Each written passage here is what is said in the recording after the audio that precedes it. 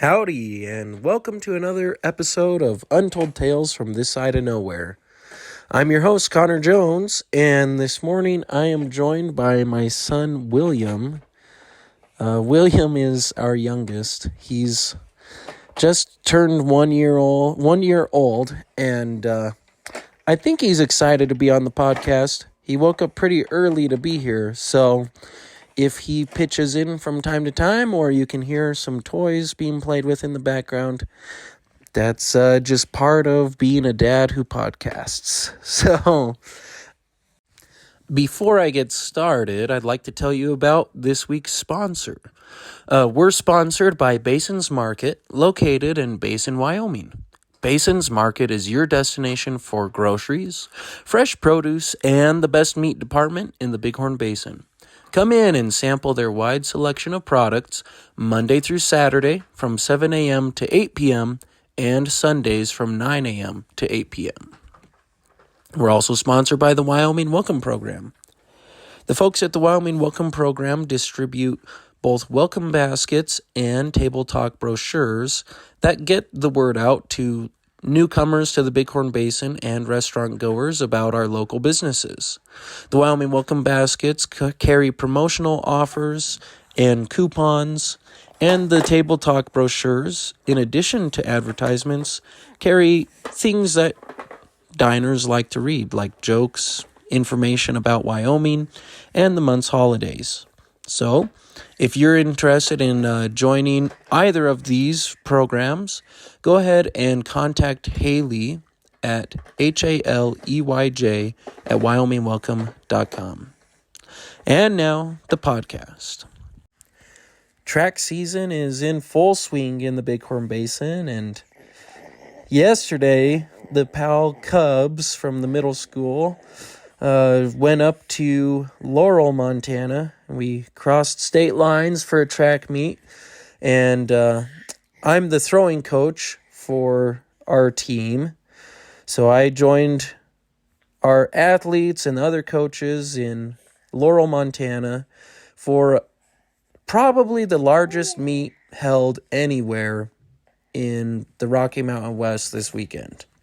There was supposed to be a meet in Hardin, Montana as well yesterday, but it was canceled, so all the schools that were going to Hardin came to Laurel.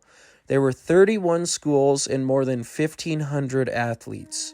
We got started at about 9 a.m., and the last event finished after 5 p.m. So it was a long day. And tomorrow we're going to another meet in Shoshone. So we are staying pretty busy. But today's story is actually about young people traveling as well. So the title of the story is Washington Never Saw Us Coming. You ready, Willie? Yeah, you ready for the story? Uh-huh. Okay. You might hear some commentary from William in the background, so don't mind if you do. Whoa, it's a long way down there, Marty breathed. Yeah, this place has, 23 floors? I asked. I think so, Marty said. We were standing in the stairwell of the top floor of our hotel near Washington, D.C., looking over the railing on one of the landings. Repeating squares of stairs descended below us. The center of each square stairwell, a square through which we could see the next, and the next, and the next, until it reached the bottom, where a tiny square of concrete was barely visible. Think I could get my shoe to land clear at the bottom? Marty asked. What? I asked, suddenly alarmed. Too late. Marty held a black and white tennis shoe in one hand and gripped the railing with the other, one eye shut as he squinted downward, trying to aim for the bottom of the building. Marty, don't! Before I could finish, the shoe was in free fall.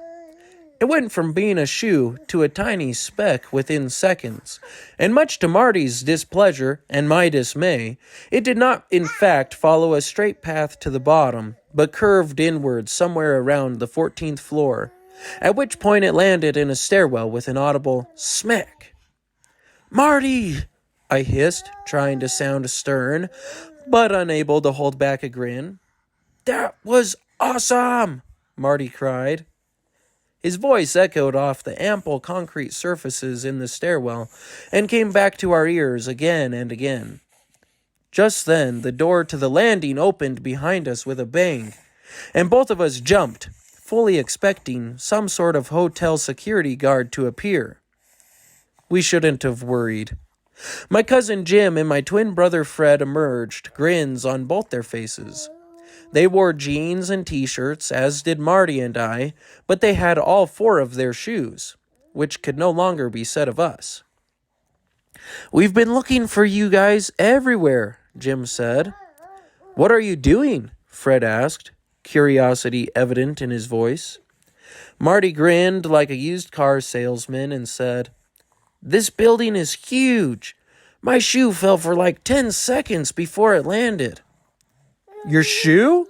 Fred asked, his voice rising. "What do you mean, your shoe?" "Yeah, why are you wearing one shoe?" Jim added. "You threw a shoe down the stairs?"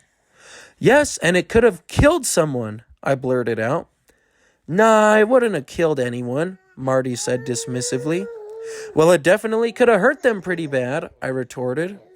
The crazy thing is, hitting someone with a tennis shoe in the stairwell of a high-rise hotel probably wouldn't be the worst thing that a student had done on one of the Poverty Flats D.C. trips.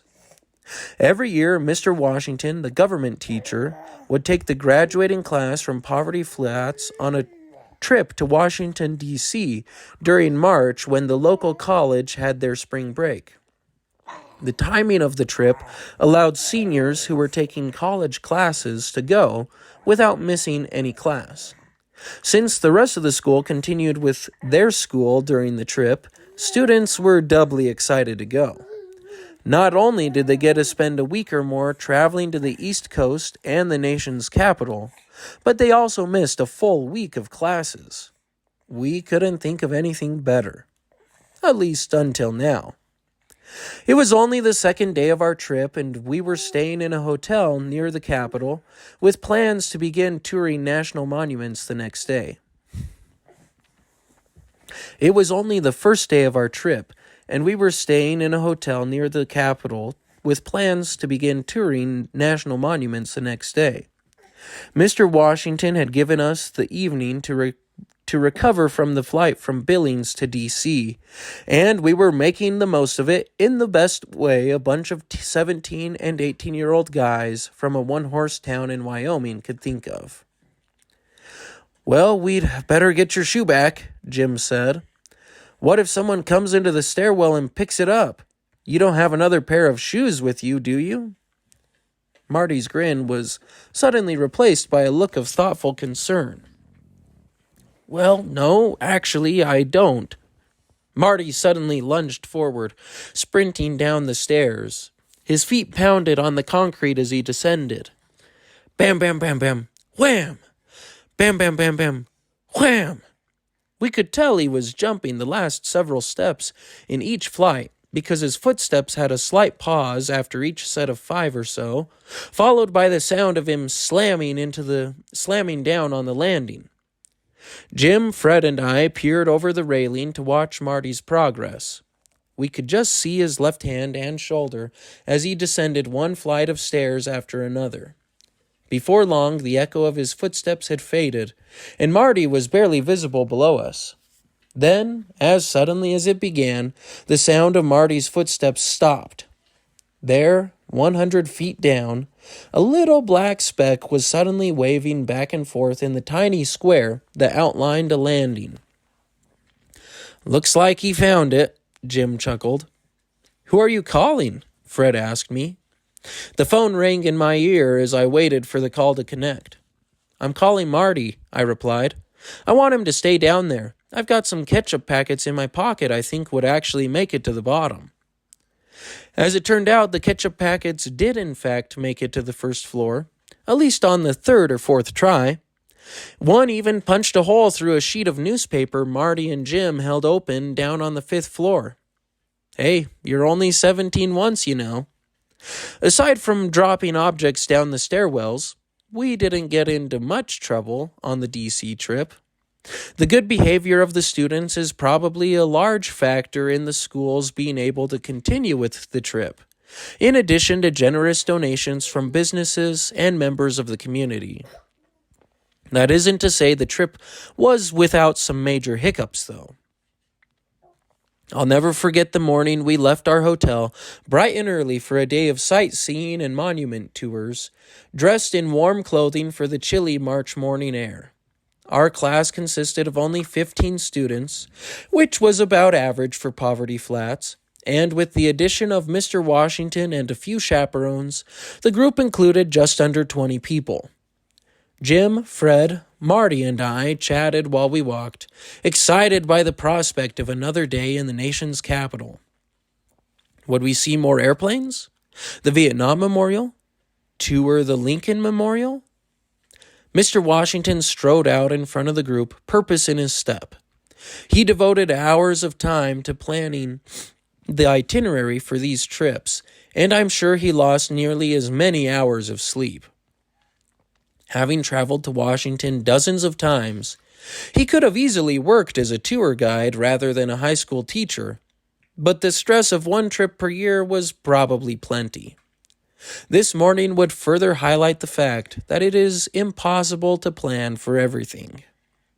As we rounded a corner on the sidewalk, which was not terribly busy at that early hour, Mr. Washington announced, "We'll eat breakfast and then catch the metro over to—" He never finished the sentence.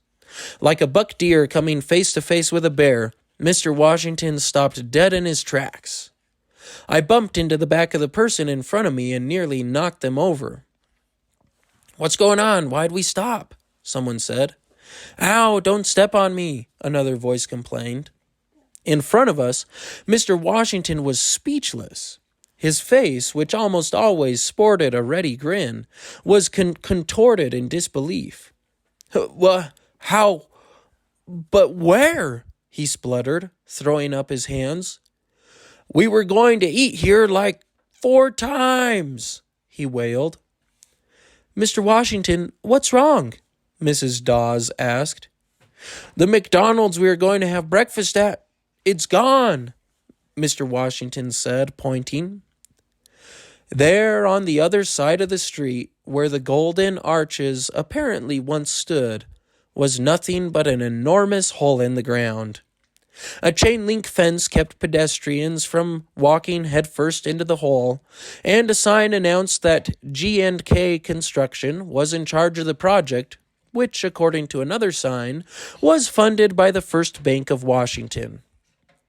The shock felt by the British when General Washington and his troops crossed the Delaware didn't hold a candle to the surprise etched on Mr. Washington's face at that moment. I mean, if there's anything you should be able to count on in America, it's McDonald's. But the fast food giant had apparently pulled up stakes at this particular location. Now it seemed our little group of Wyoming tourists would have to forage for food in an unfamiliar landscape. "Well," Mrs. Figaro said, "I guess we'll just have to find something else. To be honest, I wasn't really looking forward to eating at McDonald's that much." Mr. Washington's familiar grin slowly spread across his face, replacing the shock that had been there moments before. He started to chuckle, and soon we were all laughing. "Come on," he said. "Let's go see what we can find." Like a herd of cows looking for greener grass, we followed Mr. Washington past the sorry hole that used to be America's largest fast food restaurant. Crossing the street and walking further down the sidewalk, we came to a Starbucks, at which point Mrs. Figaro announced, "Anyone who would like Starbucks can come with me. They don't just sell coffee, you know. They have a pretty good breakfast." 5 or 6 students followed her into the shop, and the rest of us continued looking. Up ahead, I spied a Panera and immediately got excited. I had traveled on the East Coast a few times, and Panera was one of my favorite discoveries. "Guys, look, a Panera! Their bagels are awesome. Let's go there." Fred, Jim, Marty were only too willing to give it a shot. A couple other students followed us as we crossed the street and entered the bakery. The smell of fresh baked bread greeted us when we walked through the door, and little booths lined the walls. In the display case below the register, a parade of pastries sat on plates and trays, with little cards announcing their names and the cost of making their acquaintance. Behind the counter, a towering set of shelves held rows of golden bagels of 24 varieties. It was almost overwhelming. "What do we do?" Fred hissed. "Well, we just order," I said, peering up at the menu, which was posted above the shelves. "Look, we can get a baker's dozen of bagels for $15. "Dang," Jim said. "That's like $1 a bagel." "Beats an $8 Egg McMuffin," Marty said. "That's enough for each of us to have 3 apiece." It took us a bit to decide which bagels we wanted, what with so many options.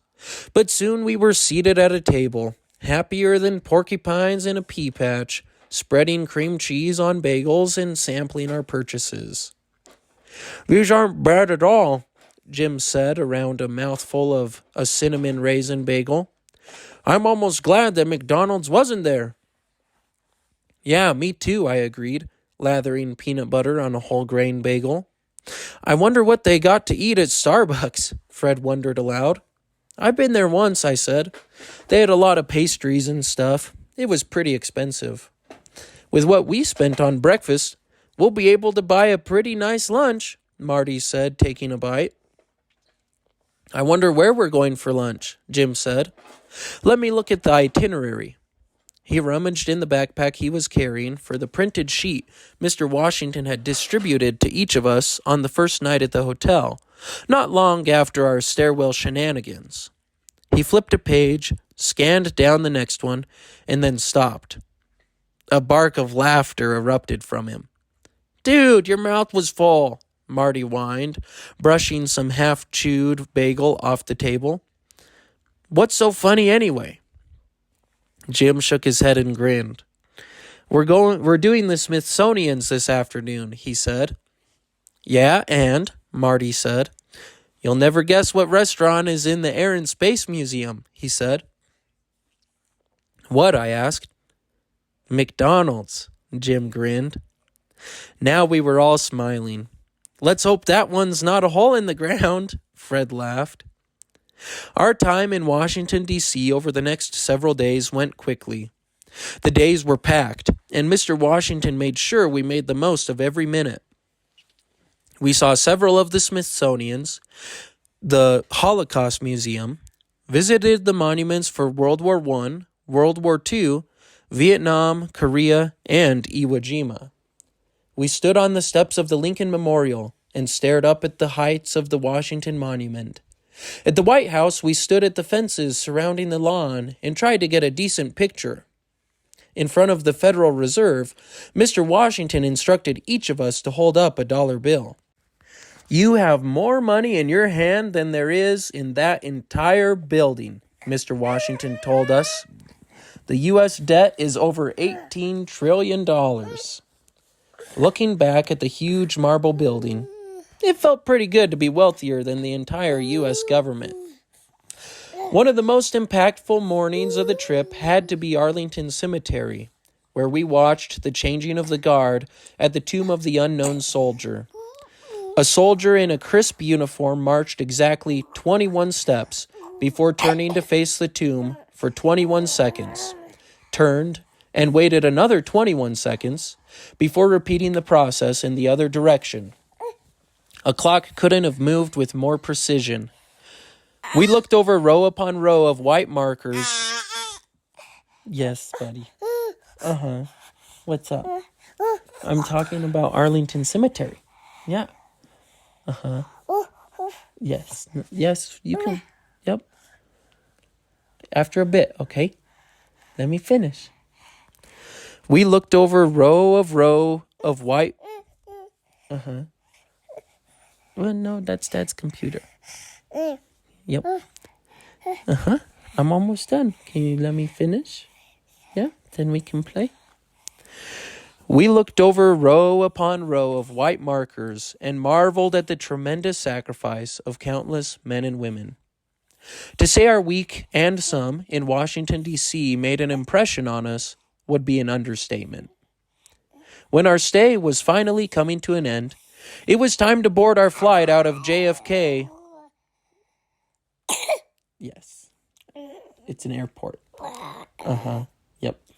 Out of JFK and return to the equality state. We had gained a greater appreciation for our country and expanded our horizons. For myself, it was eye-opening to see just how much bigger the United States was than just Poverty Flats. The U.S. wasn't the Rocky Mountain West anymore. It was something much larger and more varied. One effect the trip had on me was an appreciation for just how much more room there was in Wyoming. I'll be glad to get back to where we aren't surrounded by so many people, Jim said as we climbed out of the 15-passenger van that deposited us at the airport. Horns honked and throngs of human beings milled around the huge glass and steel structure. Yeah, me too, I said, raising my voice to be heard. We assembled on the sidewalk and grasped the handles of our suitcases, reassuring ourselves that everything was there. Marty was the last one out of the van, his exit made more difficult by the fact he was carrying an entire pizza hastily purchased before we left for the airport. Marty, what are you doing? Mr. Washington half laughed, half shouted. What do you mean? Marty replied. Are you going to eat that whole thing before we get on the plane? Mr. Washington asked. No, Marty said sheepishly. I was going to take it with me. They don't have enough snacks on the plane. That'll never get through security, Mr. Washington groaned. He heaved a sigh and turned to lead us into the terminal, shaking his head as he went. You're going to have to throw that pizza away, Marty, Fred said to him as we fell in behind Mr. Washington. I hope not, Marty sighed, looking miserable. I spent the rest of my food money on this thing. We joined the line of people waiting to go through security and readied our IDs. Marty had to balance the pizza on his luggage while he fished around in his pocket for his wallet. Want me to hold the pizza? I offered. Sure, Marty grunted, offering it to me. As we approached the TSA officer checking our IDs, Marty accepted the pizza back and grew more agitated. Please let me take it. Please let me take it. Please let me take it, he muttered under his breath. Jim was the first in our friend group to get his ID checked. The TSA officer glanced down at his ID and then back at Jim's lanky frame and youthful features. Are you guys all from Wyoming? He asked. Yep, a tiny town near Yellowstone, Jim said. Looks like you brought the whole town, the officer joked, then waved Jim through. Now it was Marty's turn. He held the pizza in one hand and held up his ID in the other, and for a moment the officer just stood there, looking at Marty, then at the pizza, then back at Marty. Is that a pizza? He asked. Marty nodded. That's awesome! The officer grinned and waved him through too. We couldn't believe it. Marty's smile stretched ear to ear as he set his pizza on the rollers next to his bag, and I'm willing to bet it was the first time a TSA officer had ever seen cheese and tomato sauce on the baggage x-ray. As we put our shoes back on and hurried to get to our gate, Mr. Washington stood watching in disbelief. Marty, they let you bring that through security? He asked, incredulous. Yup, Marty said, grinning. And that's how the graduating class of 2015 had pizza on a plane. There it is, William. We got it done. Do we make it? Yeah, those DC trips are the highlight of senior year for a lot of students. Yeah, they still continue to do them. Mr. Washington is no longer in charge. A new teacher has since taken over, but they continue to take the graduating class to Washington, D.C. every year. And it's a great experience for the kids. I will say, for those who know the stories I'm talking about, I did mix a couple different trips. So not all of these events happened with our class, but it was just easier to tell the story this way. So I hope you enjoyed the story, and if you have been on one of the Washington trips, give us a shout out in our on our Facebook page when this episode drops. And if you'd like to share any other experiences from traveling back east, I'd love to hear about them. You can shoot me an email at untoldtalesthepodcast@gmail.com.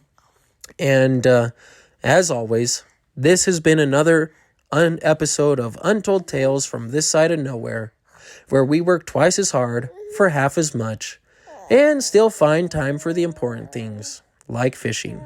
See you next time, folks.